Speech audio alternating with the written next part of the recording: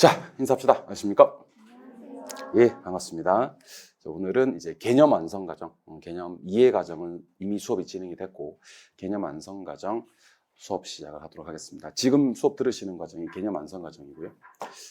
일단 교환 자료에서 오리엔테이션 자료를 출력하시면 됩니다. 오리엔테이션 출력하셔가지고 1년 동안 공부 방향에 대해서 좀 말씀을 드리고 가도록 하겠습니다. 오리엔테이션 과정을 간혹 이렇게 공부 좀 하셨던 분들 같은 경우는 생략하는 경우가 많던데, 오리엔테이션 과정은 꼭 들어주셨으면 좋겠다라는 얘기를 드립니다. 지금 저기 정지 버튼 누르거나 이렇게 X 하려고 하신 분들은 끝까지 좀 들어주셨으면 좋겠습니다. 이게 새롭게 사실은 작년에 공부를 좀 한번 해보셨던 분들 같은 경우는 새롭게 공부를 시작하는데 마음이 잘 안 잡혀요. 이게 또 해야 되나 말아야 되나 막 그런 생각이 막 든단 말이야. 그러니까 처음 하시는 분들은 당연하고요. 공부를 좀 한번 해보셨던 분들 같은 경우도 오리엔테이션 강의를 들으시면서 마음을 한번 다잡아 주셨으면 좋겠다라는 얘기를 드려봅니다. 알고 계시는 내용들도 물론 있습니다만 그럼에도 불구하고 오리엔테이션 강의는 상당히 중요하다라는 얘기를 드려봅니다. 일단 여러분들이 치르시는 시험은 34회 공인중개사 시험이고요. 시험 치르는 날짜는 10월 마지막 주 토요일, 그러니까 2023년 10월 28일 토요일이 될 것 같습니다. 물론 시험 예정일이긴 합니다만 거의 뭐 28일에 칩니다. 일단 1차 시험과 2차 시험을 나누어서 봤을 때 1차 시험은 개론민법 9시 입실에서 9시 30분부터 100분 동안 시험을 치릅니다. 2차 시험 1교시 중개사법 공법 역시 100분 치르게 되고요. 2교시는 공시세법 한 과목만 50분 치르시면 됩니다. 33회 시험, 그러니까 올해 시험부터 바뀐 게 있습니다. 바뀐 게 원래 문제지 형별이 A형, B형 이렇게 나누어졌었는데 이게 사실은 일반 시험에서는 A형, B형 나누어지더라도 크게 문제가 안 되는데 우리 공인중개사 수험생들한테는 약간 문제가 돼요. 약간 어떤 문제가 되냐면 B형 받으면 기분 나빠해. 문제지, B형. 그리고 실제로 B형을 받으면 난이도가 좀 높게 느껴지는 경우도 있습니다. 그게 좀 형평성이 안 맞다라는 의견이 받아들여져서 이제 문제지 형별이 A형으로 통일. 그래서 이제는 A형, B형, 책형 구분이 없어졌습니다. 이게 33회부터입니다. 그래서 문제지 형별은 하나로 통일됐고, 그리고 이거는 사실은 작년부터 추가된 건데 여기는 없습니다만 시험 원서 접수가 원래 8월 첫째 주 한 주 정도가 주어졌었는데 10월 달에 한 10월 14일 정도에 추가 접수 기간이 있어요. 그래서 혹시 8월 달에 원서 접수를 좀 놓치신 분들이 추가 접수를 해서 시험을 볼 수도 있다. 우리는 물론 8월 달에 원서 접수를 할 거기 때문에 크게 문제가 없습니다만 간혹 그런 경우 있습니다. 이렇게 우리 공인중개사 시험보다 조금 더 어려운 시험들이 있을 수 있지 않습니까? 그죠? 예를 들면 감정평가사 시험 아니면 회계사 시험 이런 시험들은 우리 공인중개사 시험보다는 다소 더 어렵다고 느껴지지 않습니까? 그죠? 그런 시험을 치러놓고 1차만 한번 봐볼까 했을 때 원래는 이렇게 잘 안 됐지. 왜냐면 8월 달에 원서 접수가 안 이루어졌으면 시험을 못 치렀었으니까. 그런데 10월 달에 추가 접수 기간이 생겨버리는 바람에 공부 좀 감이 있으신 분들이 좀 단기간 이렇게 공부해서 1차 시험 치르는 경우도 이제 작년부터는 길이 열려 있다라는 생각을 하셨으면 좋겠습니다. 근데 요 뻔히 아는 얘기를 제가 이거 왜 가지고 왔는지 아세요? 뻔히 아는 얘기를 왜 가지고 왔냐면 1차 시험에서 여러분 시험 치르는 시간이 100분이거든요. 2차 시험도 100분짜리가 있고 50분짜리가 있습니다. 왜 저도 많이 관찰해 봅니다만은 우리 수험생들 중에서 같은 능력을 가지고도 점수가 상대적으로 좀 덜 나오는 분들이 계셔요. 보면 반대로 같은 능력을 가지고도 점수가 좀 잘 나오는 분들이 계시거든요. 이게 여러 가지 차이가 있을 수 있겠습니다만 저는 그 중에서 또 가장 중요한 원인 중에 하나를 저는 집중력의 차이라고 봅니다. 보통 이제 우리가 초등학생들이 한 일에 집중할 수 있는 시간이 40분이에요. 걔들 40분 지나면 집중력 흐트러진대. 그래서 초등학교 수업 시간에 아마 40분 하고 10분을 쉬는 것 같습니다. 중학생이 한 5분 정도 더 집중한대요. 45분. 고등학생이 한 50분. 성인들이 한 1시간. 그래서 우리가 그렇게 이제 12년 넘게, 대학까지 치면 한 16년 넘게 교육을 받았기 때문에 사실은 이렇게 60분이 넘어가면요. 집중을 잘 못하세요. 그래서 실제로 시험 치른 분 중에 어떤 분들이 계시냐면 1차 시험 치르는 시간이 100분인데 80분 차, 90분 차 되면 진짜 입에서 그런 얘기가 나온대요. 떨어져도 좋으니까 빨리 끝났으면 좋겠다. 막 이렇게. 떨어져도 좋대. 그냥 막 빨리 끝이라도 났으면 좋겠다, 이런 얘기를 한답니다. 그만큼 우리 시험은 물론 많이 알고 많이 공부하고 문제풀이 열심히 하고 중요하겠죠. 당연히 중요한데 더 중요할 수 있는 건 뭐냐면 100분 동안 집중할 수 있는 능력을 결국 배양했느냐 못했느냐의 차이도 중요하다는 생각을 하셔야 될 것 같습니다. 그래서 나중에 후반부에는, 지금은 그렇지 않지만 후반부에는 공부 시작해서 이렇게 한번 다음 쉬는 텀까지를 갖다가 100분에 맞춰놓고 공부해 보는 것도 좋은 방법이 될 수가 있습니다. 이거 한번 해보세요. 그러면 같은 실력 가지고도 점수 향상을 이룰 수 있습니다. 특히 담배 피는 분들 같은 경우는 이렇게 60분 지나면 막 니코틴 떨어지면 이렇게 막 손 떨리고 하는 사람도 있지 않습니까? 꼭 이어놨다가 담배 피는 텀도 100분 정도로 한번 늘려 보시는 것도 저는 과감하게 추천을 합니다. 실제로 심장에 들어가시면요, 1차 과목입니다. 1차 과목에 1번부터 40번까지가 부동산 학개론, 그리고 또 1번부터 40번까지가 민법이 아닙니다. 시험 치러 가면 1번부터 40번까지가 부동산 학개론, 41번부터 80번까지가 민법. 제가 하고 싶은 얘기는 부동산 학개론과 민법은 한 과목입니다. 이게 두 사람한테 배우다 보니까 두 과목이라고 생각하시는 분들이 많던데 1차는 한 몸입니다. 한 몸. 그러면 한 몸이란 건 무슨 말이냐면 서로 점수를 주고받을 수가 있어요.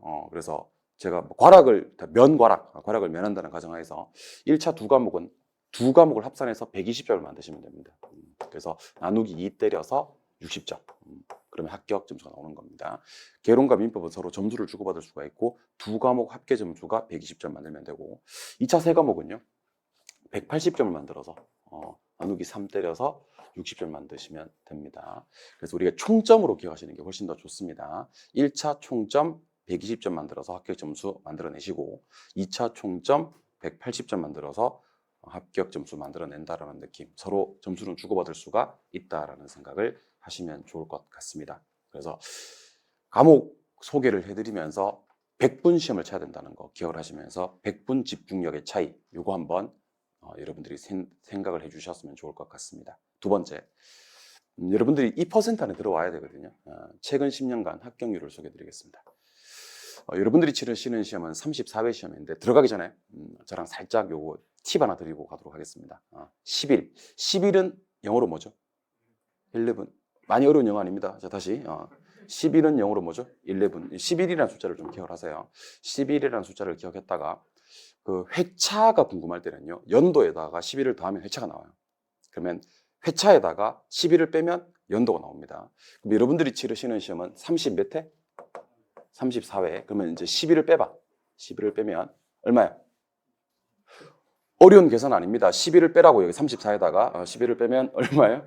23년. 이렇게 보시면 되는 겁니다. 그래서 11을 더하면 회차가 나오고요, 11을 빼면 연도가 나오는 겁니다. 별거 아닌 것 같은데 왜 이 11이라는 숫자를 제가 기억하셨으면 좋겠다고 얘기를 하냐면, 올해 실제로 한번 해보세요. 올해 혹시 뭐 부동산 전세라든지 월세라든지 부동산 거래할 일이 있으면 이렇게 중개사 공부하는 동안에는요, 공인중개사들이 허투루 보이지 않을 겁니다. 그래서 거래하다가 중개업자를 만난 거야. 만나서 몇 회 때 따셨어요? 이렇게 물어보는 겁니다. 몇 회 때 따셨어요? 그러니까 이분이 뭐라고 하냐면 저 25회 때 땄는데요, 이렇게 얘기를 하는 겁니다. 25회. 그럼 재빨리 11을 빼라고. 그러면 14년도에 따셨겠네요? 그렇게 얘기를 하면 중개업자가 가만히 생각해 보면 자기가 14년도 딴 게 맞거든. 그러면 뭐지, 유단자인가? 뭐 이렇게 생각하는 거예요. 별거 아닌데. 우리 11 숫자 하나에. 아니면 몇 년도에 따셨어요? 자기 자격증 딴 연도로 확실히 기억합니다, 여러분들. 이게 자기 딴 회차랑 자기 딴 연도는 공인중개사들이 공부했던 기억이 있기 때문에 잊을 수가 없어요. 그 연도와 그 회차를 잊을 수가 없습니다. 그래서 또 소장님 몇 년도에 따셨어요? 이렇게 물어봤어. 몇 년도에 따셨어요? 물어보니까 이분이 저는 2017년도에 땄는데요, 이렇게 얘기를 하는 겁니다. 2017년 재빨리 11을 더하는 거지. 그러면 29회 때 따셨겠네요. 그러면 2028회 때 따셨겠네요. 이렇게 얘기를 하면 자기 28회 딴 거 맞거든. 그렇게 되는 거예요, 여러분들. 별거 아닌데 여기 보면 회차에서 11을 빼면 13년 연도가 나오고 15년 연도에다가 11을 더하면 회차가 나오고 이렇게 되는 겁니다. 11이라는 숫자만 기억하시면 회차와 연도를 판단하실 수가 있다라고 생각하시면 되겠습니다. 최근 10년간 합격률을 공부할 필요가 없어요. 여러분들이 공부할 필요는 없는데 뭐는 하셔야 되냐면 상단과 하단은 하셔야 됩니다. 상단과 하단. 자, 그러면 최근 10년간 1차 합격률 보겠습니다. 1차 합격률. 1차 합격률 하단은 21%. 21.1인데 반올림 할 거예요. 21%. 최근 10년간 합격률의 상단이 28%. 27.9니까 반올림해서 28%. 그럼 21%와 28% 차이는 7%. 합격률 상단과 하단의 차이가 7%가 납니다. 그런데 2차를 한번 볼게요. 2차 합격률. 이거 지금 상당히 중요한 얘기를 합니다. 지금. 여러분들 오늘 수업 시간에 제일 중요한 얘기를 하는 겁니다. 그래서 오리엔테이션 강의를 들으셔야 되는 겁니다. 벌써 흥분되는데요. 합격률 하단이 20%. 반올림했을 때 20%. 합격률 상단이 난리 났어. 난리 났네. 37%. 20%, 37%. 합격률의 상단과 하단 차이가 17%. 그래서 1차는 여러분들 사실은 큰 의미가 없습니다. 여러분들 정말 이거 어떻게 보면 소스라치게 놀랄 만한 얘기를 하나 해드리면 1차는요. 최근 하나, 둘, 셋, 넷, 5년간 계속 21%를 맞추고 있습니다. 그리고 심지어 31회부터는요. 소수점 첫째 자리까지 맞추고 있습니다. 합격률을 갖다 21.3%. 여러분들 21.3% 40만이 치는 시험을 소수점 첫째 자리까지 1차 합격률을 맞출 수가 있느냐? 가능한 일일까요? 불가능한 일일까요? 가능하겠지. 나왔으니까. 가능하겠지. 어떻게 맞추는지 아세요, 이걸? 이거는 여러분들 일반인들은 잘 모르는 건데 복수 정답으로 맞춰요. 복수 정답으로. 그러니까 그 4번 문제를 복수 정답 받아주면 합격률이 몇 프로까지 올라가는지 보는 거야. 5번 문제를 모두 정답으로 받아주면 합격률이 몇 프로까지 올라가는 거야. 보는 거야. 보고 모두 정답해. 복수 정답해. 이렇게 해서 맞추는 겁니다. 그렇게 안 맞추면 못 맞춥니다. 왜냐하면 우리 수험생이 어떤 수험생들이 시험을 실제로 갖다가 데이터가 없는데 우리 수험생들의 학력, 우리 수험생들의 능력 이걸 갖다가 출제하는 측에서 모른단 말이야. 그럼에도 불구하고 합격률을 갖다가 계속 21.3% 맞춘다는 건 제가 봤을 때 올해 시험에도 21.3% 맞출 것 같아요. 응?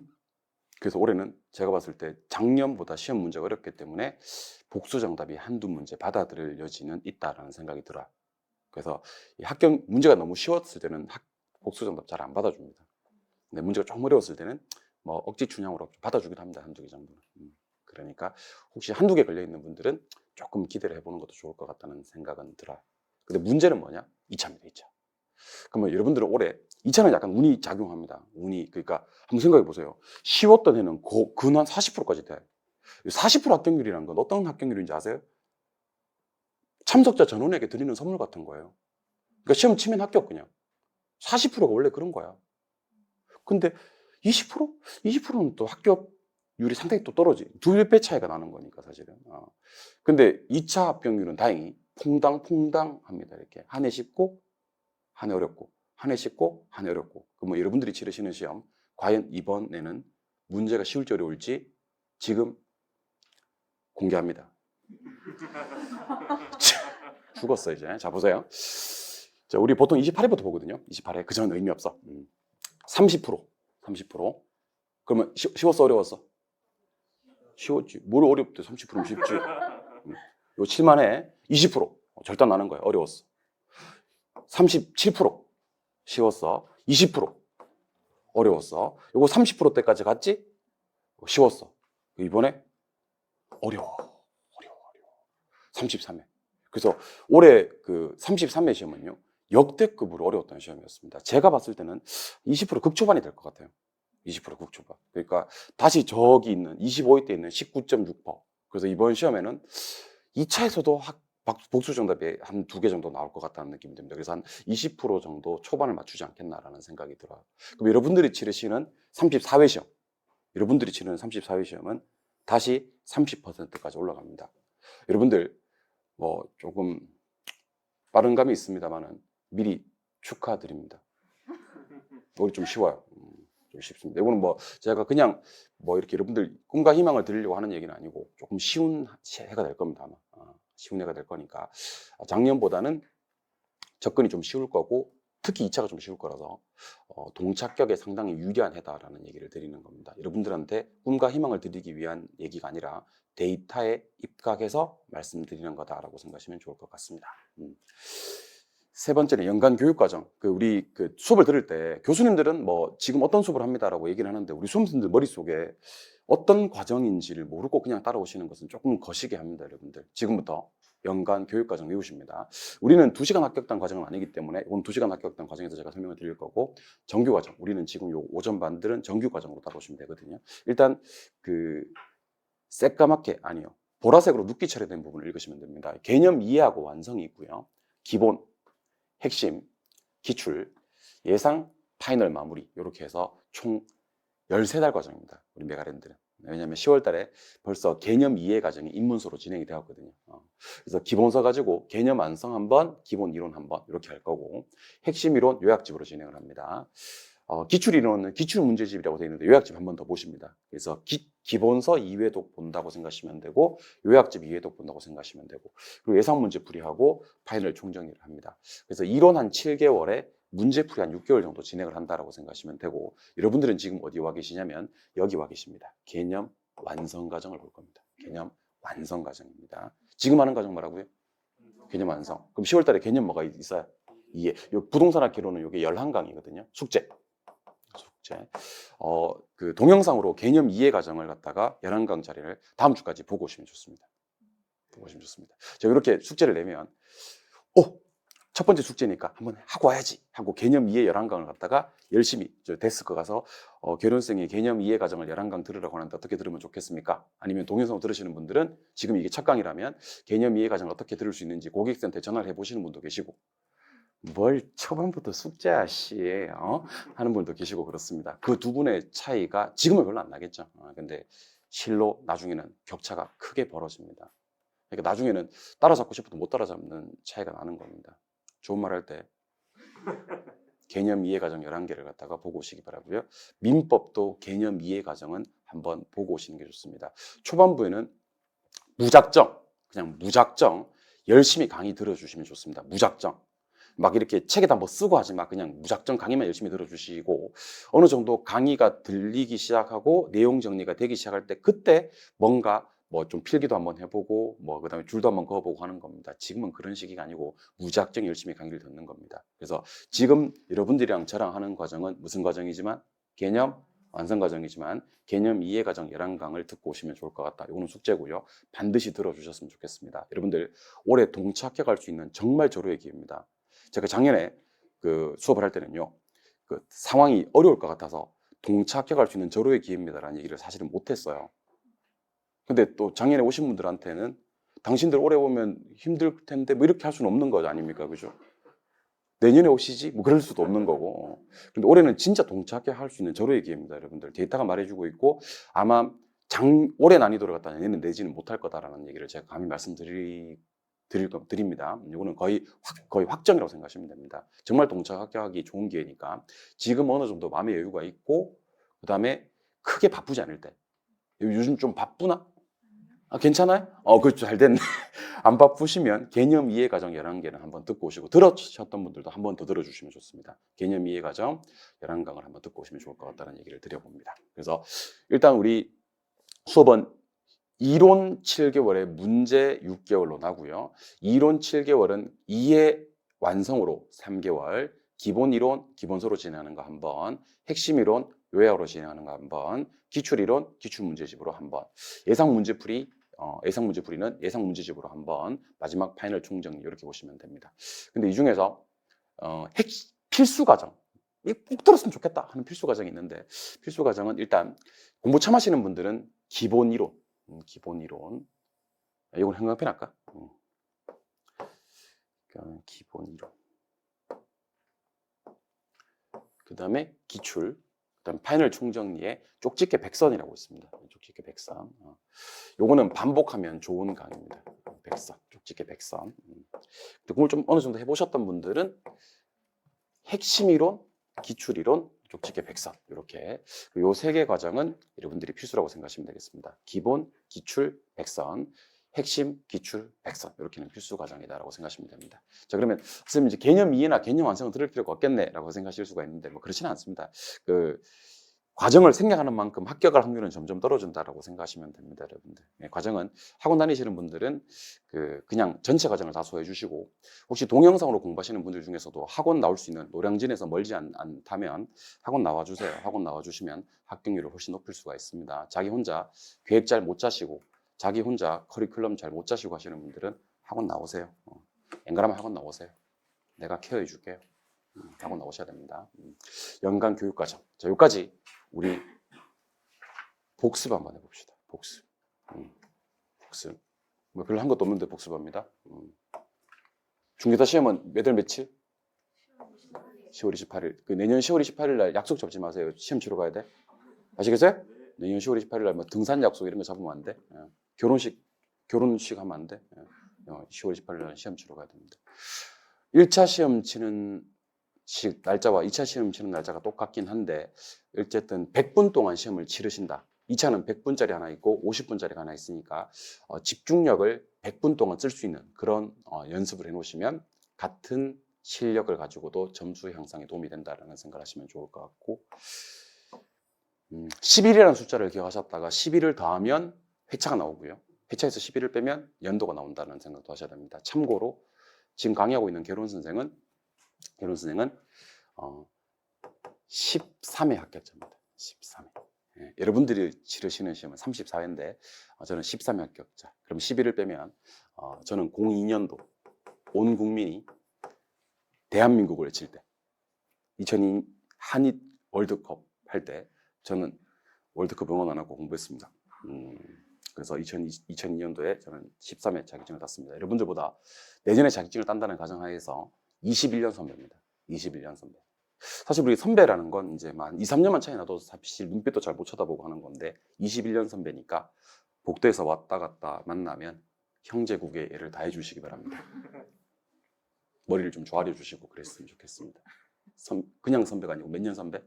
21년 선배라는 생각을 하셨으면 좋겠습니다. 02년 13회 합격생입니다. 합격률 1차는 상단이 28%, 하단이 21%. 차이가 7%밖에 안 나는데 그러니까 시험이 쉬웠을 때와 어려웠을 때 큰 차이가 없어요. 더 중요한 건 최근 한 4, 5개년은 계속 20% 초반대를 맞추고 있다는 거. 1차 합격률은 큰 의미는 없어요. 그냥 21%대 초반 이렇게 생각하시면 됩니다. 2차는 합격률의 차이가 좀 있습니다. 정말 17% 차이가 나요. 17%. 쉬웠을 때와 어려웠을 때 차이가 상당히 크다. 특히 제가 봤을 때 33회, 올해 쳤던 33회 시험은 역대급 난이도였습니다. 사실 역대급 난이도. 그래서 이게 거의 한 20% 초반대가 될 거고, 여러분들이 치르시는 34회 시험은 조금 합격률이 올라갈 거다. 특히 2차 합격률이 좀 쉬울 거다. 정말 절호의 기회입니다. 이 기회 살리셨으면 좋겠다라는 얘기를 드려보고, 연간 교육과정은 일단 지금 우리가 수업하는 과정은 개념 완성 과정인데 개념 이해를 다음 주까지 11강이니까 다음 주까지 하루에 한 두세 강씩 들으면 돼. 하루에 두세 강씩 들으면 되니까 다음 주까지 한번 듣고 1차 과목, 2과목 계룡민 부분 듣고 오셨으면 좋겠다. 그리고 문제풀이도 한 6개월 정도 하고 필수 과정으로는 처음 공부하시는 분들한테는 기본, 기출, 백선을 권해드리고요. 좀 공부를 해보셨던 분들 같은 경우는 핵심, 기출, 백선을 권해드린다라는 얘기를 드려봅니다. 이번에는 공인중개사 학습 전략에 대해서 간단하게 좀 말씀을 드리고 가야 될 것 같습니다. 우리 1년 동안 공부를 할 건데 일단 1차 과목의 우선학습, 요거 제 이 얘기하면 이제 2차 쌤들이 좀 싫어합니다. 1차 과목 우선학습 하시라 그러면 2차 쌤들은 1차 지네가 다 해먹고 하면서 막 싫어합니다. 근데 제가 1차를 우선 학습하라고 하는 이유에 대해서 좀 말씀을 드려보도록 하겠습니다. 제가 학생 4명을 소환하겠습니다. 학생 4명. 자, 공인중개사 시험이 끝나고 나면요, 학생은 딱 4부류밖에 없습니다. 4부류. A, B, C, D. 전체 공인중개사 동차 시험생들은요, 딱 4부류로 분류가 됩니다. A 학생 알려드리겠습니다. A 학생은 1차에 합격하고 2차에 합격한 학생입니다. B 학생은 1차는 합격하였으나 2차에 불합격한 학생입니다. C 학생은 1차 불합격, 2차 불합격. 아쉽네요. D 학생은요, 1차 불합격, 2차 합격한 학생입니다. 요거 말고 경우의 수는 없습니다. 경우의 수는 딱 4개. 시험이 끝나고 나면 경우의 수는 둘 다 합격하거나 1차만 되거나 둘 다 불합격하거나 2차만 되거나 이렇게 경우의 수는 4개밖에 없습니다. 이 A 학생을 우리는 뭐라 부르냐면요, 이 A 학생을 우리는 최종 합격자라고 부릅니다. 최종 합격자. 자격증 누가 주는지 아세요? 그렇죠. 자격증은 시도지사가 줍니다.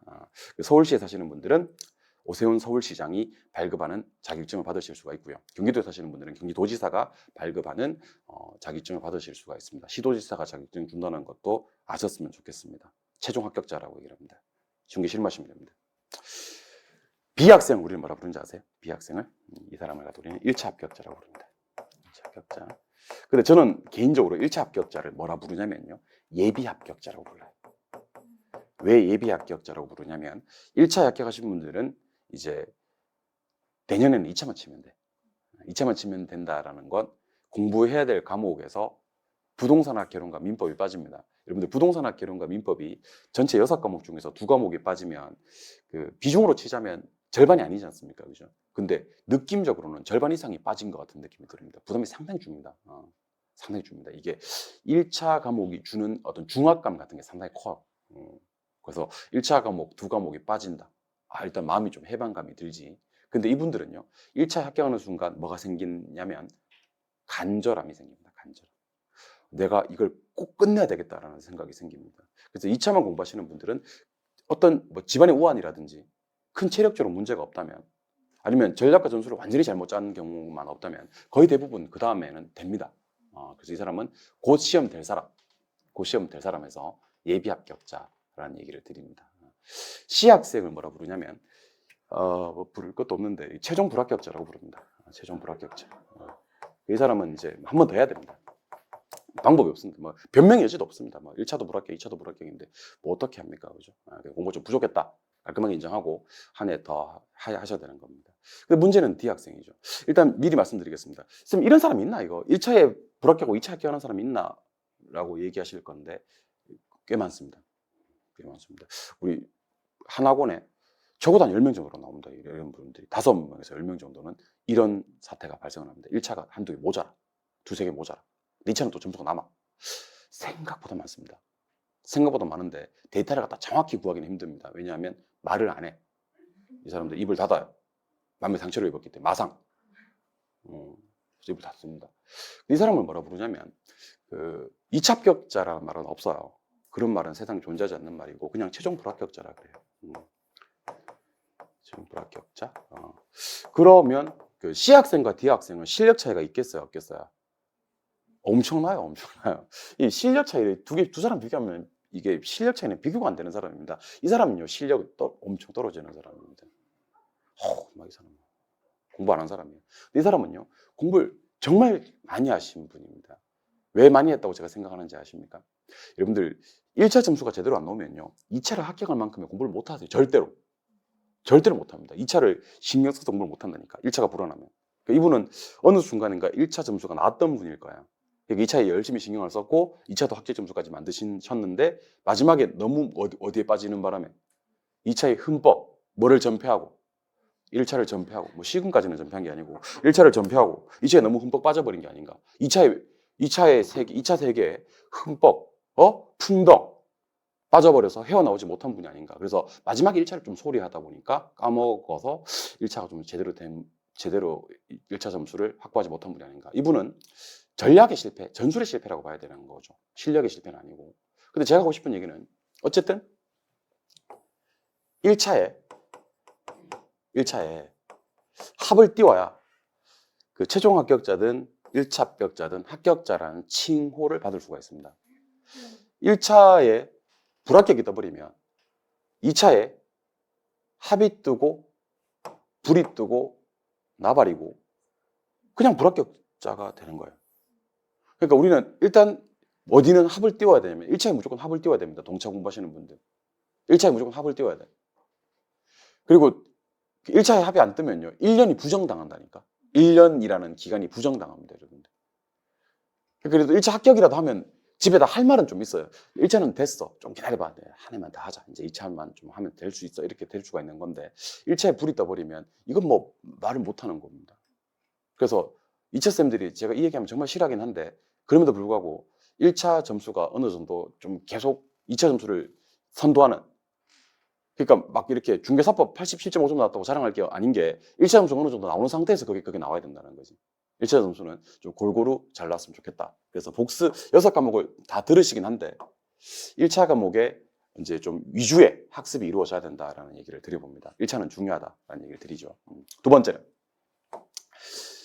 정독보다는 다독. 정독이란 건 이제 자세하게 보는 거고요. 다독이란 건 여러 번 반복해서 보는 건데 공인중개사 공부는 철저하게 다독으로 공부하시는 게 좋습니다. 철저하게 다독. 완전 그 반복해서 보겠다. 그런 마음을 좀 견지해 주시면 좋을 것 같습니다. 그래서 저는 이해가 안 된다라는 얘기를 하지 말고요. 이해가 안 되는 내용은 표시를 좀 해놨다가요. 여러 번 반복할 마음을 가지시면 됩니다. 공인중개사 시험은요. 반복만 잘하시면 합격합니다. 그러니까 저는 공인중개사 시험의 합격 키워드를 반복이라고 얘기합니다. 반복만 하시면 합격합니다. 반복에 안 지치는 자 무조건 합격입니다. 그래서 제가 상당히 좋아하는 말인데 반복할 마음의 준비가 되어 있는가. 그렇다면 합격은 다 놓은 당상이다. 그래서 오늘 집에 가시는 길에 카톡 상태 메시지를 이걸로 바꿔놓으시기 바랍니다. 응? 부끄러워요? 창피해? 무한 반복할 마음의 준비가 되어 있는가? 물음표. 그렇다면 합격은 따놓은 당상이다. 느낌표. 응? 무한 반복할 마음의 준비가 되어 있다면 합격은 따놓은 당상이다 라는 생각을 하셔야 됩니다. 두 번째로 제가 하고 싶은 얘기는 우리 수험생들이 이제 공중에서 공부를 하면서 제일 많이 놀리는 게 어마어마한 양에 많이 놀랍니다. 볼륨이 너무 많다는 거지. 와, 이거 어떻게 다 보지? 이런 생각을 합니다. 줄이는 방법을 알려드리겠습니다. 줄이는 방법. 이거 제가 만든 기법인데 어디에도 없는 기법입니다. 저 이종호가 만든 기법입니다. 무슨 기법이냐면 NL 기법입니다. NL 기법. N, L. N이 뭐야? Now. Now? L이 뭐야? Later? 영국식이네. 원래 T 안 들려. Later. 응? Later. Later. 영국식이네. Now and later 기법입니다. 그러니까 책에다가 표시를 좀 해주시면 좋습니다. 어떤 표시를 좀 해주시면 좋냐면 공부를 하다가 특정 내용을 만났어요. 근데 여러분들 공부를 하다 보니까 강의를 듣다 보니까 요거는 철저하게 이해 위주로 가면 되는 거야. 이해를 하면 되는 거야. 그건 N. 지금 공부하시는 겁니다. 지금 공부하시는 겁니다. 근데 공부를 하다 보니까 요거는 막 숫자도 나오고 철저하게 암기를 좀 해야 되는 그런 내용들입니다. 암기 파트가 있겠어요? 없겠어요? 좀 많습니다. 암기 파트가 이해 파트보다 더 많습니다. 솔직히 사실 말씀드리면. 암기해야 될 게 엄청나게 많아. 이해도 해야 되겠지만 암기해야 될 파트도 많다고. 그거는 L. 지금 해봐 소용이 없는 거지. 해봐 까먹는다니까? 나중에 하는 거지. 이렇게 N과 L로 구분해 놓으시면 지금 해야 될 것과 나중에 공부해야 될 것을 구분해 놓으시면 학습 분량이 절반에서 경우에 따라서는 3분의 1 정도로 줄어버립니다. 그래서 두 가지 반복이 지치지 않을 마음의 준비와 그 다음에 NL 기법을 적극적으로 활용하시면요, 공부할 양을 줄일 수가 있다는 겁니다. 그러니까 많다고 생각하지 마. 공부를 하다 보면 지금 해야 될 것과 나중에 해야 될 것만 구분해 놓으시면요, 공부할 양은 상당히 줄일 수가 있다라는 거고, NL 기법은 창시자가 누구다? 이종호 내가 만든 기법이에요, 이거. NL 기법 제가 만들었습니다. 나중에 제가 수업 시간에 N 하고 L 하면 여러분들 표시를 한번 해보면서 따라와 주시면 좋을 것 같습니다. 아시겠죠? 네. 나중에 다음 주부터 수업이 들어오시는 분들은 이거 뭔지 모를 거야. N 뭐? 뭐 이렇게 하면 설명 좀 해줘. 이거는 이종호 선생의 NL 기법을 얘기하는 건데, Now and Later 기법이라고 지금 해야 될 것과 나중에 해야 될 것을 구분하는 기법, 이 기법에 근거한 거다라고 얘기해 주시면 좋을 것 같습니다. 아시겠죠? 오케이. 잘 만든 것 같아. 3번. 난이도 중과 하의 집중 공략. 요거는 다른 교수님들도 많이 말씀을 드렸을 겁니다만은 여러분들 잘 한번 보실까요? 여러분들 수학에서 이렇게 수능 수학. 수능 수학에서 제일 어려운 파트가 아마도 미분, 적분 이런 거 좀 어렵지 않습니까? 그죠? 미분, 적분. 쉬워? 확률 통계도 좀 어려울 것 같아. 확률 통계. 그 다음에 탄젠트, 코사인 이런 거 좀 어렵잖아. 쉬워? 그런 거 어렵죠. 그런 거 포기하면 돼요, 안 돼요? 포기하면 안 돼요. 포기하면 안 됩니다. 아무리 어려도 포기하시면 안 됩니다. 왜 포기하면 안 되냐면 점수 배점이 너무 세요. 점수 배점이.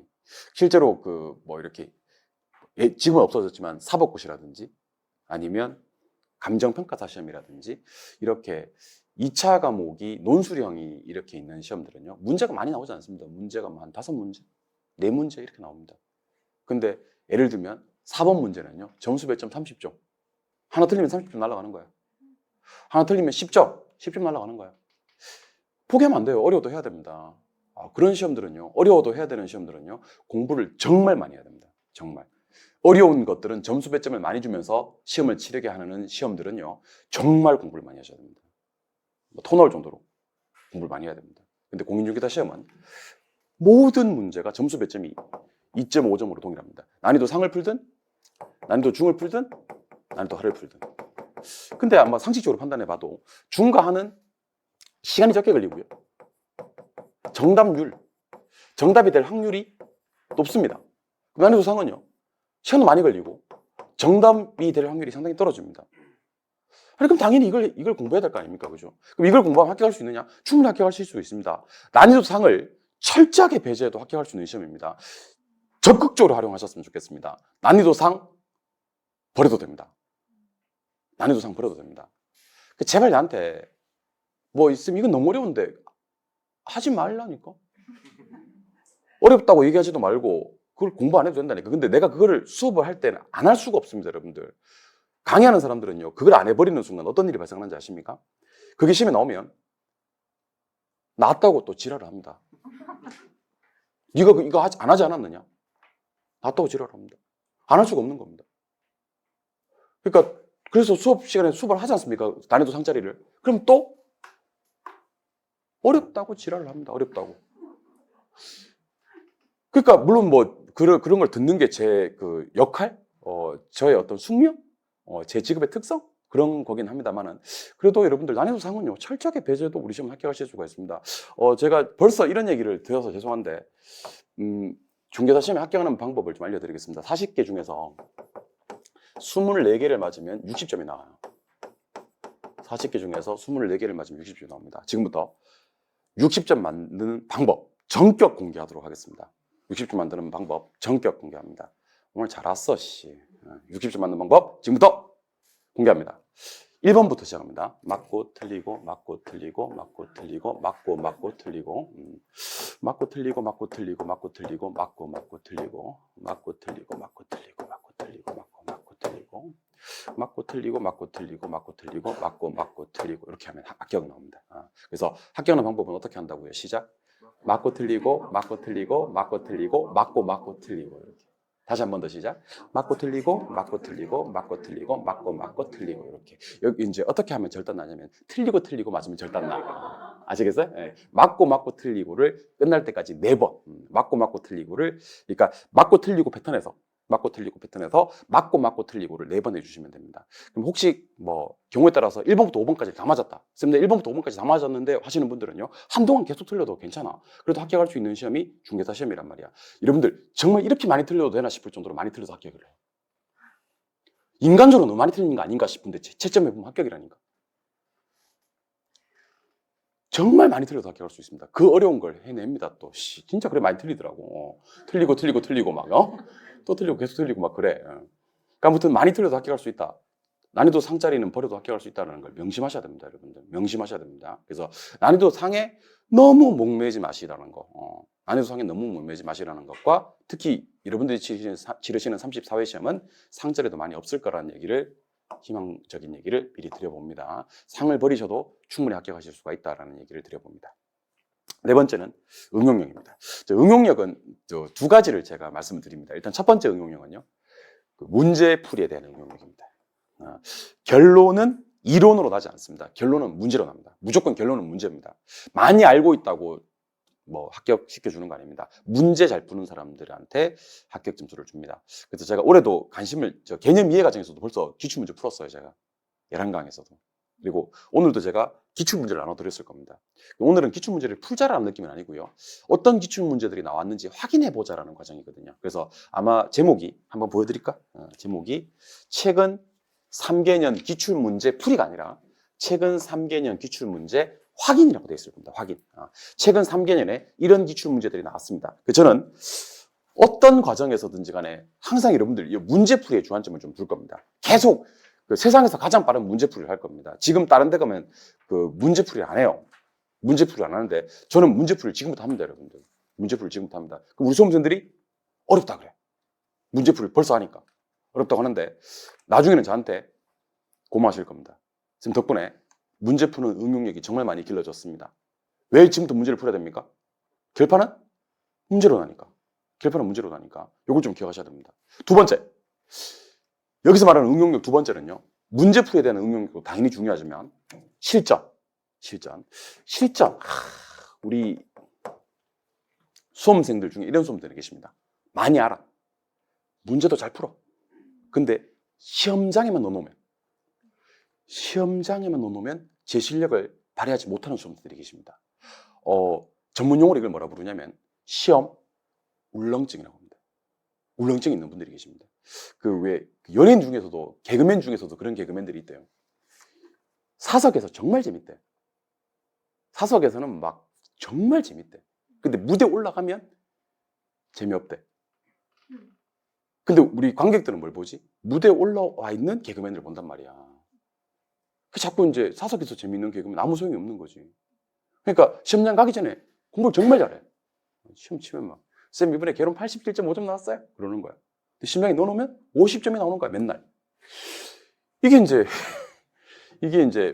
실전 적용 능력이 떨어지는, 그 응용력이 떨어지는 분들입니다. 이런 분들 같은 경우는 일단 심리적인 측면이 제일 커요. 제 생각에는 오은영 박사를 찾아가서 심리 상담을 한번 받아보는 것을 100만 원 줘야 된대. 10분 상담 받는데. 응? 그러면 오은영 박사 찾아가서 100만 원의 상담 받기 좀 거시기 하니까 나는 한 2만 원만 받아도 되니까 저한테 와요. 그래서 이게 올해는 한번 극복해 봅시다. 이 실전 능력, 실전 적용 능력이 좀 떨어지시는 분들은요, 이 울렁증을 좀 극복하기 위한 노력을 하셔야 됩니다. 일단 이분들이 제일 먼저 해야 될 건 뭐냐면 어떤 문제를 풀든지 간에 시간 배분하고요, 답안 작성을 염두에 두는 연습을 하셔야 되는 겁니다. 그러니까 우리가 연습을 할 때 이 연습을 반드시 실전이다라고 생각하시고 모든 문제 풀이를 한번 해보시면 좋을 것 같습니다. 긴장감이 있어야 되는 겁니다.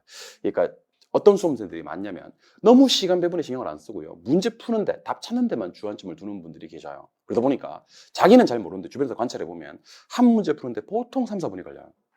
그리고 한 문제 흠뻑 빠져버리면요 5분, 6분, 7분, 8분이 걸립니다. 심지어 10분이 걸리는 분도 계세요. 10분에 한 문제 풀어놓고 뭐라는지 아세요? 풀었다고 좋아해요. 쌤, 내가 이거 포기하지 않고 풀었더니만 드디어 문제가 풀렸어요. 이렇게 얘기를 하는 겁니다. 10분 동안 하나 풀었는데.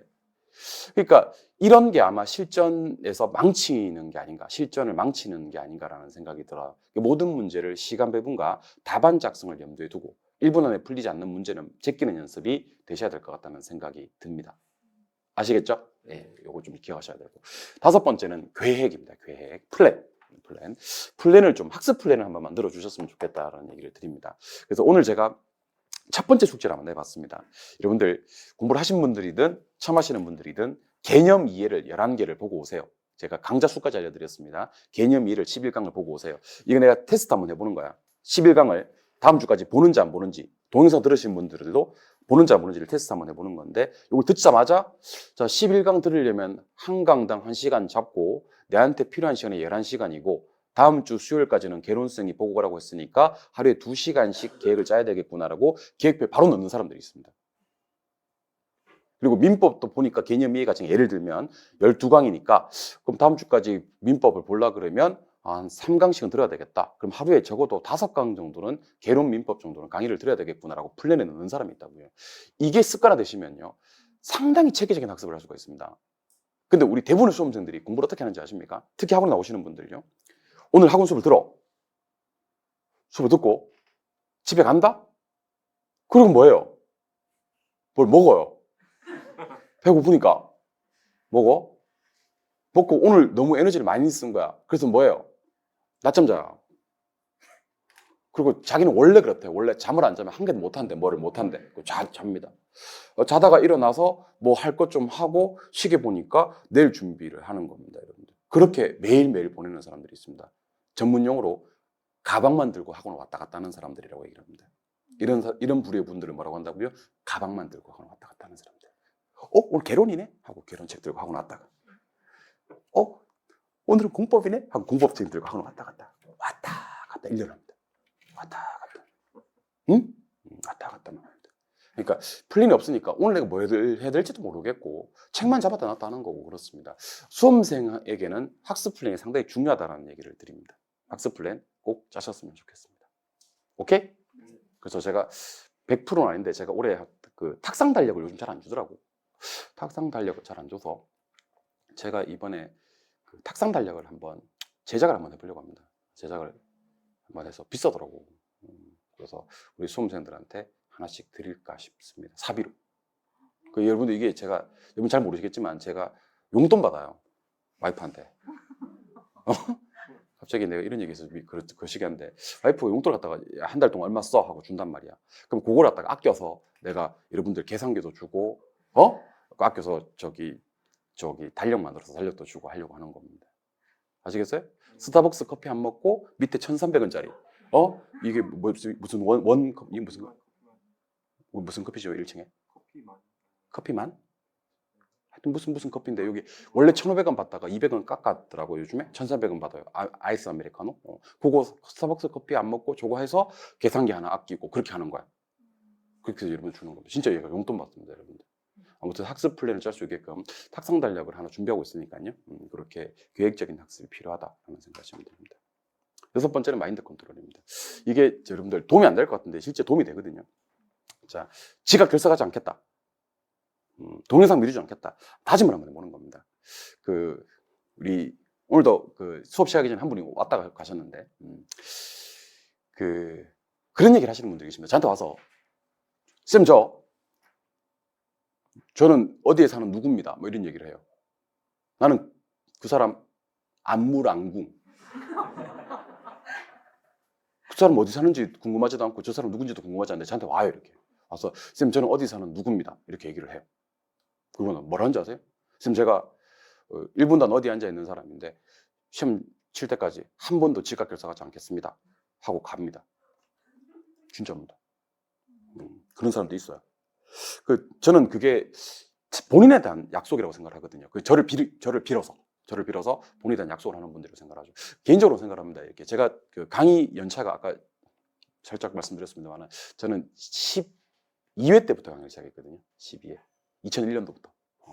2001년부터 강의를 시작했으니까 여러분들이 치르시는 날짜가 이제 23년도니까 한 23년 차 강사입니다. 23년 차. 여러분들 사람이 특정 업무를 10년 하면 전문가가 된대요. 전문가, 엑스퍼트. 23년 차. 23년 한 분야의 탑에 위치해서. 23년 차. 얼마나 많은 수험생을 받겠습니까? 얼마나 많은 수험생을 받겠습니까? 근데 그렇게 이제 하고 가는 수험생들은 속으로 생각합니다. 올해 되겠네. 좀 문제고 된다. 이렇게 생각합니다. 그리고 거의 오차가 없습니다. 거의 오차가 없습니다. 마음속으로 된다고 생각하는 사람들은 거의 됩니다. 그러니까 정말 좋은 행동이에요. 좋은 행동. 자기 나름대로 다짐을 하는 거지 그렇게. 동영상으로 수업 들으시는 분들도 한번 다짐을 한번 해보세요. 저한테 질문글로 남기든 수강 후기에 남기든 쌤 저는 어떻게 어디 사는 누구입니다. 혹시 합격을 하면 그런 사람도 있어요. 제 이름 좀 기억해 주세요 하는 사람들도 있습니다. 자기 이름도 이렇게 오픈하는 사람들도 있습니다. 그러면서 제가 올해 꼭 합격할 거니까 저는 이렇게 공부를 하고 꼭 합격할 거니까 저 기억해 주세요. 이런 게 다짐이라고 생각하거든요. 그러니까 이거 한번 하나씩 남겨보세요. 다짐. 그럼 중개사 시험은 초심보다는 뒷심이 더 중요한 시험이라고 얘기를 합니다. 시작보다는 마무리가 더 중요한 시험이라고 얘기를 합니다. 그래서 저는 물론 중간에 슬럼프가 찾아오겠지만 절대로 중도 포기하지 않았으면 좋겠습니다. 우리 중도 포기하지 맙시다. 여기 앉아 계신 분들 내년 10월 마지막 강의에 다 앉아 계셨으면 좋겠습니다. 제발 좀 포기하지 말았으면 좋겠습니다. 포기할 것 같으면 올해 기회인데 아까워서 그래요.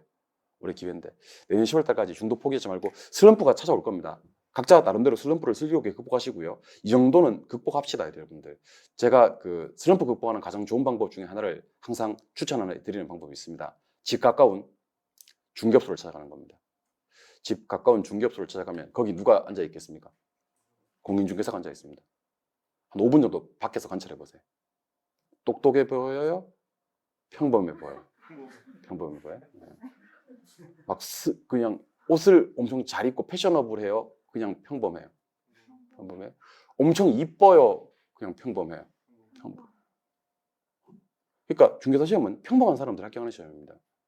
막 이렇게 특별한 이렇게 능력을 가진 사람들이 합격하는 시험이 아니라는 생각을 꼭 해주셔야 됩니다, 여러분들. 누구나 합격할 수 있는 시험이다. 저분도 되는데 내가 뭐라고 못 되느냐라는 생각을 꼭 하셔야 됩니다. 슬럼프 슬기롭게 극복하셔야 됩니다. 세 번째, 여러분들 MBTI가 제가 뭔지 모릅니다. 내향형인지 외향형인지 ING인지 몰라. 근데 뭐 이고 아이고 나발이고 중개사 시험은 공부는 좀 능동적으로 참여해 주셨으면 좋겠습니다. 오늘 첫날이라서 좀 어색해하는 것 같아요. 내가 어색하고 내가 한 번씩 이런 소리 하면 창피한가 봐. 부끄럽고 막 그런가 봐. 나도 좀 여러분들 오늘 처음 보는 사람들이 많기 때문에 좀 어색하고 그런 게 있어요. 참는 거야. 내가 오늘 엄청 어색하다. 어색해 죽을 것 같으면 참는 거야. 그냥 참는 거야. 정말 참고 하는 겁니다. 여러분들 성격이 어떻든 간에 수업 시간에 능동적으로 참여해 주시기 바랍니다. 능동적이라 하면 강의하는 사람들이 O인지 X인지 한번 대답해 보실까요? 그러면 원래 내가 그거 대답하는 성격이 소유자가 아니라고 할지라도 X 한번 해보는 거고, 같이 한번 읽어봅시다 할 때 열심히 같이 한번 따라 한번 읽어보는 거고, 이 수업이 누구를 위한 수업인지를 좀 잘 생각해 보셨으면 좋겠습니다. 내년 10월 28일 날 이 교실에 시험 안 치는 사람이 딱 한 명 있습니다. 저는 시험 안 칩니다. 저는 이미 중개사 시험에 합격한 사람들은 원서 접수를 할 수가 없거든요. 저는 합격자이고 여러분들보다 21년 선배이기 때문에 시험을 치지 않습니다. 근데 이 교실에서 내가 제일 열심히 하면 안 된다는 겁니다. 나는 시험도 안 치는데. 근데 내가 막 흥분해가지고 막 강의를 하고 있으면 여러분들이 저거 오늘 왜 저렇게 흥분했어? 그러면 안 된다는 거야. 같이 흥분해야 되는 거야. 같이 흥분해서 여러분들 요건 정말 중요하고 시험에 나오는 거기 때문에 같이 흥분해서 동화가 되셨으면 좋겠다는 얘기를 드려보는 겁니다. 이 수업이 누구를 위한 수업인지를 다시 한번 생각해 보셨으면 좋겠습니다. 원래 성격이 그렇지 않다 하더라도요, 여러분들이 지금 거금을 지불하고 전문가의 도움을 받기 위해서 왔지 않습니까? 그죠? 그러면 좀 적극적으로, 능동적으로 수업에 참여해 주셨으면 좋겠다라는 얘기를 드려봅니다. 4번. 마지막에. 나는 반드시 합격한다는 긍정적인 사고를 가지고 공부를 한번 즐겨보자. 이렇게 얘기를 합니다. 불합격한다는 생각을 한 번도 안 하셨으면 좋겠습니다. 공부하는 1년 내내. 그런 생각이 스물스물 올라오는데 그게 나쁜 기운입니다, 여러분들. 저는 종교가 없거든요. 저는 종교가 없습니다만은 저는 믿는 게 딱 하나 있습니다. 저는 뭘 믿냐면 기운이란 걸 믿습니다. 기운. 좀 사람이 좋은 기운의 사람이 있어요. 가까이 두고 싶어요. 근데 사람이 좀 이렇게 기운이 안 좋은 사람들이 약간 스산해. 그분 옆을 지날 때면 스산해. 약간 추워. 어두워. 그러면 저는 가까이 하고 싶지 않습니다. 제가 지금 사회생활에서 만난 사람들 중에서는요, 제 주변에는 그런 부정적인 기운을 가진 사람은 한 사람도 없습니다. 한 번씩 이렇게 사람을 만나고 오지 않습니까? 그죠? 사람을 만나려고 그러면 일단 약속을 잡아야 되죠. 여러분들 강의하는 사람들은 엄청 바쁜 사람들입니다. 쉬는 시간에는 책을 만들어야 되고, 그다음에 질문에 답변도 달아야 되고, 엄청 바쁜 사람들이에요. 바쁜 사람들인데 특정 사람을 만나려고 그러면 이제 약속을 잡아야 되고, 약속 장소까지 나가야 되고, 어쨌든 뭐 시간과 노력을 들여서 만났는데, 만나고 이렇게 집에 돌아올 때 간혹 그런 사람들이 있습니다. 이렇게 막 피곤해. 기가 빨린다고 해야 되나? 뭐 하여튼 좀 기운이 별로 안 좋은 사람들, 저는 다음에 안 만납니다. 2번 다시 만나지 않습니다. 바쁘다 그래, 그냥. 싫다고 하지는 않아. 바쁘다고 얘기를 해요. 그래서 혹시 저를 한번 만났는데 다음에 제가 바쁘다 그러면 결혼생이 날아갔다가 기분이 안 좋은 사람으로 한다면 그렇게 생각하시면 돼. 그리고 질척대지 말고 떨어져 나갔으면 좋겠습니다. 질척대고 그러면 안 돼. 그러면 다음 주는 어때? 그 다음 주는 어때? 이렇게 하지 말고 그냥 깔끔하게 우리 이 선에서 정리. 여기까지가 끝인가 보. 이렇게 한번 생각해 주셨으면 좋겠다는 얘기를 드려봅니다. 그러니까 이게 여러분들 좋은 기운으로 한번 공부해 봅시다. 좋은 기운으로. 정말 합격을 한다는 확신을 가지고 한번 공부해 봅시다. 불합격은 하나도 생각을 안 하셨으면 좋겠습니다. 공부하는 내내, 1년 내내. 제가 아직도 기억 남는 한 분이 계십니다. 제가 종로에도 강의를 나가는데, 종로 여자분이셨습니다. 그분은 공부를 한 2, 3년 정도 한 것 같아요. 2, 3년 정도 했고 4년 차 공부를 하러 온 것 같습니다. 제 느낌에는 4년 차, 5년 차였던 것 같아요. 근데 그 해는 진짜 합격을 하고 싶었나 봐요. 진짜. 그래서 이분이 했던 기가 막힌 행동이 있습니다. 거의 토픽감이에요. 이분이 어떤 행동을 하셨냐면요, 남편하고 상의를 해서, 여자분이셨는데 남편하고 상의를 해서 공인중개사 사무실 자리, 점포를 얻어놓은 거예요. 공부를 하면서. 그래서 뭐를 주는 거예요? 월세를 주는 거예요. 월세를 주는 겁니다. 보고 있나? 그분 합격했으니까 안 보고 있겠지. 아무튼 월세를 주면서, 그러니까 남편한테 그렇게 얘기를 했대요. 올해 정말 열심히 해서 내가 합격하겠다. 그러니까 사무실을 갖다 하나 얻어달라. 얻어놨습니다. 월세 주고. 그분 그 열심히 합격했겠어, 안 했겠어요? 했습니다. 왜? 합격을 안 하면 안 되게끔 만들어 놨거든요. 그리고 제가 봤을 때는 합격을 한다는 생각을, 확신을 가지고 공부를 했던 것 같습니다. 그렇게 달려가면 중개사 시험은요, 딱 여러분들 물리적으로 힘든 시험들이 있습니다. 뭐 이렇게 변호사 시험, 그 다음에 행정고시, 뭐 그 다음에 뭐 CPA, 회계사 시험, 이런 거는 사무실 얻어놓으면 안 돼. 평생 월세 내야 될 수가 있어. 근데 중개사 시험 정도는요, 중개사 시험 정도는 여러분들 확실히 합격한다는 긍정적인 사고를 한번 해주셔도 된다라는 겁니다. 그러니까 제가 아까 농담처럼 카톡 프로필 상태 메시지를 무한 반복할 마음의 준비가 되어 있는가? 그렇다면 합격은 단호한 당상이라고 바꿔놓으라고 했던 이유가, 저는 여러분들이 공부한다는 사실을 외부에 널리 알리셨으면 좋겠습니다. 그리고 합격 안 하면 안 되게끔 주변의 모든 상황을 만들어 놓으셨으면 좋겠습니다. 그럼 반드시 합격합니다. 근데 우리 중개사 공부하시는 분들 중에서 어떤 분들이 계시냐면 아무도 모르게 공부를 시작하는 분들이 계십니다. 아무도 모르게. 그리고 그의 시험에 아무도 모르게 떨어집니다. 왜냐면 아무도 모르기 시작했으니까 아무도 모르게 떨어지겠지. 그리고 그 다음에 또 귀신같이 아무도 모르게 또 이 공부를 시작합니다.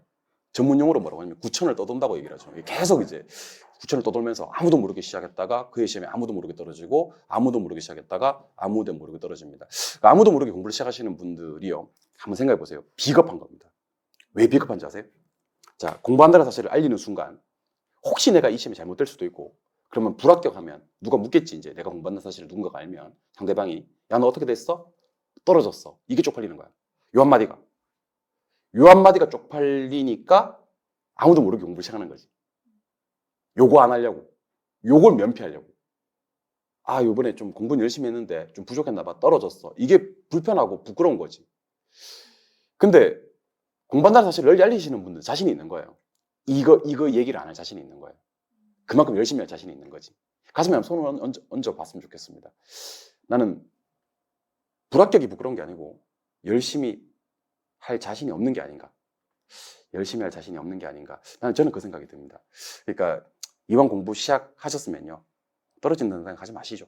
합격한다는 생각 하시고, 그리고 주변 분들한테, 그래서 오늘 뭐 할 수 있는 건 뭐 마땅히는 없고요. 요런 거 찍어서 메시지, 저기 카톡 사진으로 좀 올려놔. 아니면 노량진 메가랜드 캠퍼스 저거 사진 하나 찍어서 새로운 시작 뭐 이런 거 있잖아. 왜 2023 새로운 도전, 자기 이름 쓰면서 이종호의 도전을 응원해 뭐 이렇게, 그렇게 해서 누가 봐도 아, 얘가 중개사 공부 시작했구나 라는 것을 알 수 있게끔 만들어 주셔서 합격을 안 하면 안 되게끔 한번 만들어 주셨으면 좋겠습니다. 복습.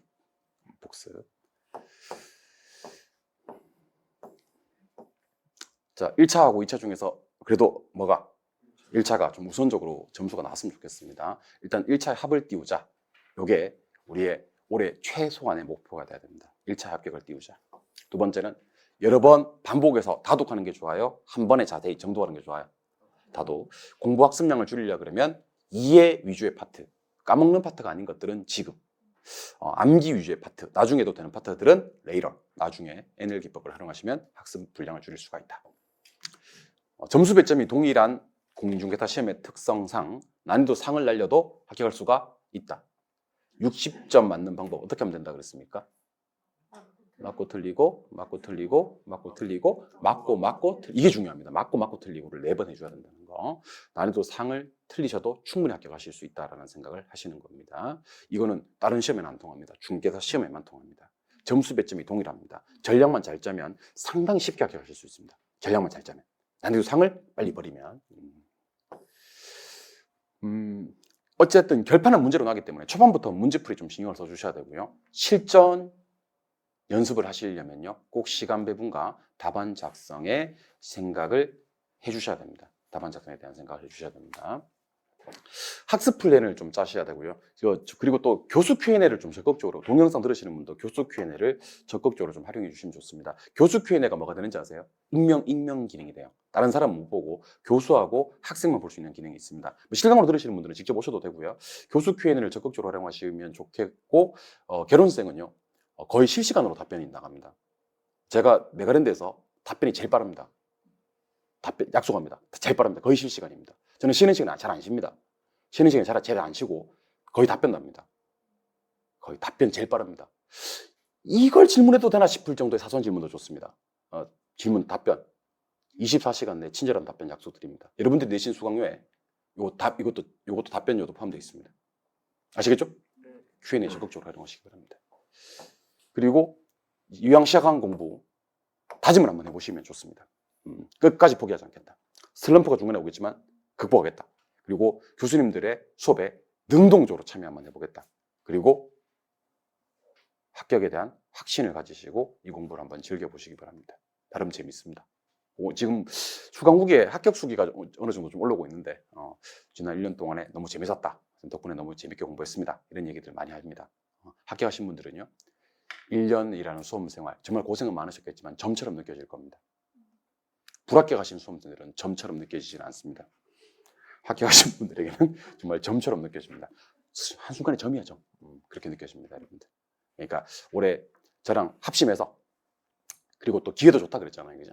우리 34회 사회시험 여기 앉아 계신 분들, 저는 항상 이렇게 첫 강의, 회차가 시작되는 첫 강의에 앉아 계신 분들을 사실 좀 기억을 오래 하려고 합니다. 왜냐하면 합격에 대한 간절함이 누구보다도 크신 분들이라고 생각을 합니다. 이분들 다 합격하셨으면 좋겠습니다. 이분들 다 살아남으셨으면 좋겠습니다. 여러분들 내년 이맘때는요 저한테 합격 소식을 전할 수 있는 그런 상황을 한번 만들어 봅시다. 아시겠죠? 예, 고생 우리 1년 동안에 고생 안 할 수가 없는 거야. 고생한다고 생각하시고 열심히 한번 해봅시다. 이렇게 부동산학개론 공인중개사 전체 오리엔테이션 과정은 마무리하도록 할 거고, 뒤에 부동산학개론 이제 그 오리엔테이션 목차 이런 거 있거든요. 이것도 한번 설명을 드릴 테니까 조금 쉬었다가 이거는 오리엔테이션 2에서 찾아뵙도록 하겠습니다. 쉬겠습니다.